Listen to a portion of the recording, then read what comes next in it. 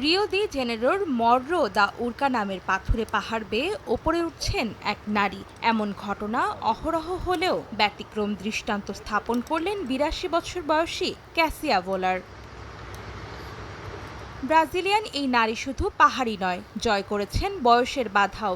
যে বয়সে কমে যায় শারীরিক সক্ষমতা, ক্যাসিয়া সে বয়সে উদাহরণ স্থাপন করলেন অন্যদের সামনে। আমরা এখানে ২০-২৫ বছর বয়সী মানুষদের নিয়ে আসি, তবে ক্যাসিয়া যা করতে পারে তারা এর অর্ধেকও করে না। Tenho 82 anos.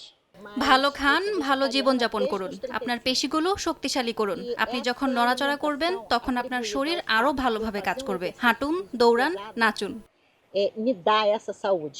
৩৫ বছর বয়স থেকেই ক্যাসিয়া নিরামিষ খাবার খান, নিয়মিত শরীর চর্চা করেন। নিজেকে সুস্থ রাখতে বেশি করে শাকসবজি ও ভিটামিন সি যুক্ত খাবার খান। ক্যাসিয়ার মতে চিকিৎসকের কাছে যাওয়ার থেকে নিয়মিত ও ভালো খাবারের মাধ্যমে নিজেকে কর্মক্ষম রাখা বেশি জরুরি।